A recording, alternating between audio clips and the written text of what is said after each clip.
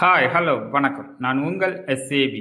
கேப்டனை மறந்த தலைவர் தளபதி விஜய். அதை பற்றி தான் இந்த வீடியோவில் பார்க்க போகிறோம். வீடியோவை முழுமையாக பாருங்கள். அதுக்கு முன்னாடி நம்ம சேனலை நீங்கள் சப்ஸ்கிரைப் பண்ணி உங்களின் ஆதரவை தாங்க.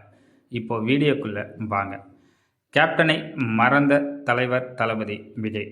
ஆமாங்க, நடிகராக இருக்கும் பொழுதே தான் உச்ச நடிகராக வருவதற்கு காரணமாக இருந்த கேப்டன் உடல்நிலை சரியில்லாமல் பல வருடங்களாக வீட்டிலேயே இருந்த போதும் ஒரு முறை கூட நேரில் சென்று சந்திக்காதவர் தான் நடிகர் தளபதி விஜய்.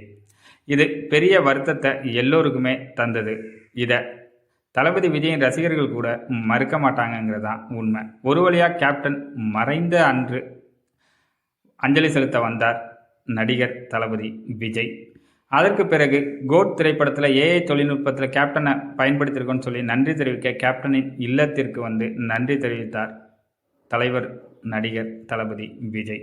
ஆனால் ஒரு முறை கூட கேப்டனின் கோவிலுக்கு சென்று அங்கு மரியாதை செலுத்தவே இல்லை இதுவரையும். தனது முதல் அரசியல் மாநாட்டுக்கு முன்பு கேப்டன் நினைவிடத்திற்கு சென்று அல்ல, கேப்டன் கோவிலுக்கு சென்று மரியாதை செலுத்துவார்னு எதிர்பார்க்கப்பட்டது. அதை செய்யவே இல்லை தலைவர் தளபதி விஜய். தனது முதல் அரசியல் மாநாட்டில் 45 நிமிடங்கள் பேசியிருக்காரு. அதில் ஒரு இடத்துல கூட என் அண்ணன் எனக்கு அரசியல் முன்னோடி கேப்டன் அப்படின்னு அவர் சொல்லுவார்னு எல்லோருமே எதிர்பார்த்தாங்க.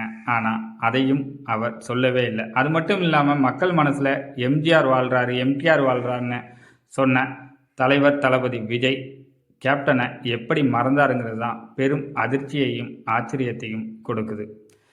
முதல்ல மக்கள் மனசில் கேப்டன் வாழலையா, எம்ஜிஆர் மட்டும்தான் வாழ்கிறாரானா? கேப்டனின் மறைவு மட்டுமல்ல, கேப்டனை இந்த நிமிடம் வரைக்கும் எல்லோரும் கொண்டாடி கொண்டு இருப்பதே அதற்கு சாட்சி. எம்ஜிஆர் ஒரு முதலமைச்சராக இருந்தவர். அவர் மக்களால் நேசிக்கப்படுகிறார். ஆனால் கேப்டன் முதலமைச்சராக ஆகலை. ஆனால் மக்கள் மனசில் அவன் தாண்டா மக்களின் முதல்வன் அப்படின்னு கொண்டாடப்பட்டு கொண்டே இருப்பவர் தான் கேப்டன். கேப்டன் எங்கு சென்றாலும் அங்கு அலைகடலென திரண்டு நிற்கும் கூட்டம். அது காசு கொடுத்து சேர்த்த கூட்டம் அல்ல, அது மக்கள் மனசில் கேப்டன் பிடித்த இடம். கேப்டனோட திருமணமே லட்சக்கணக்கான ரசிகர்கள் முன்பு தான் நடந்தது. வேறு எந்த நடிகருக்கும் இப்படி ஒரு திருமணம் நடந்ததே இல்லை. கேப்டனின் முதல் அரசியல் மாநாடு 25 லட்சம் தொண்டர்களை வச்சு தான் நடந்தது. இதுவரைக்கும் அந்த மாநாட்டு சாதனையை யாரும் முறியடிக்கலை. கேப்டனின் இறுதி ஊர்வலமும் அப்படித்தான் நடந்தது. கிட்டத்தட்ட 15 லட்சம் மக்களுக்கு மேல் கேப்டனின் இறுதி ஊர்வலத்துக்கு வந்தாங்க. கேப்டன் மறைந்த பிறகு அவருடைய கோவிலுக்கு வந்தவர்களின் எண்ணிக்கை மட்டும் 20 லட்சத்துக்கும் மேல். இன்று வரைக்கும் கேப்டனின் கோவிலுக்கு வந்து கேப்டனை கடவுளாக நினச்சி வணங்கிக்கிட்டு இருக்க மக்களை எப்படி தலைவர் தளபதி விஜய் மறந்தார் அப்படிங்கிறதான் பெரிய கேள்விக்குறியாக இருக்குது. எந்த இடத்துலையுமே கேப்டனை ஏன் இவர் கோடிட்டு காட்டலைங்கிறது மிகப்பெரிய வருத்தமாக தான் இருக்குது. ஏன் கோடிட்டு காட்டணும்னா, நடிகராக மட்டும் இல்லை, இன்றைக்கு தமிழக வெற்றி கழகத்தின் தலைவராக இருக்கும் விஜய்க்கு இந்த அரசியல் பாதையை வகுத்ததே கேப்டன் விஜயகாந்த் அவர்கள் தான். இதை யாருமே மறுக்க முடியாது. ஒரு ரசிகர் மன்றத்தை எப்படி கட்டமைக்கணும், அந்த ரசிகர் மன்றத்துக்கு கொடியமைத்ததாக இருக்கட்டும், அந்த ரசிகர் மன்றத்திலேயே வழக்கறிஞர் அணி, மருத்துவர் அணி, விவசாய அணின்னு இப்படி அணிகளை பிரித்ததாக இருக்கட்டும், முதல் முறையாக உள்ளாட்சி தேர்தலில் தன் ரசிகர் மன்ற ரசிகர்களை போட்டியிட வச்சு ஜெயிக்க வச்சதாக இருக்கட்டும், அதற்கு பிறகு கட்சி துவங்கிய கேப்டன் இது அத்தனையும் ஒன்று கூட மாற்றிக்காமல் செஞ்சிருக்காரு தான் நம்ம தமிழக வெற்றி கழகத்தின் தலைவர் தளபதி விஜய். அப்படியே கேப்டனோட ஃபார்முலாவில் கேப்டன் அமைத்த பாதையில் தான் இன்றைக்கு தமிழக வெற்றி கழகம் வந்திருக்கு.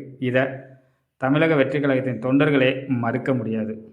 அது மட்டும் இல்லாமல் மேடையில் முதல் மாநாட்டு அரசியல் மேடையில் தலைவர் விஜய் பேசியது அத்தனையுமே கேப்டன் 2005 அரசியல் மாநாட்டில் பேசியதோட ஒரு பாதிப்பு தாங்கிறதையும் மறுக்க முடியாது.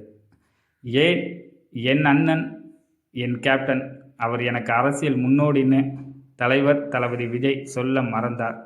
அப்படி சொல்லியிருந்தால் அது அவருக்கு தான் ப்ளஸ்ஸாக இருந்திருக்கும். அதை அவர் சொல்லலை. அதுக்கு காரணம் அவரே சொல்லட்டும். நன்றி. இந்த வீடியோ பிடிச்சிருந்தால் நீங்கள் லைக் பண்ணுங்கள். நம்ம சேனலை மறக்காமல் சப்ஸ்கிரைப் பண்ணுங்கள். உங்கள் கருத்துக்களை கமெண்ட் பாக்ஸில் சொல்லுங்கள். நான் உங்கள் எஸ்ஏபி.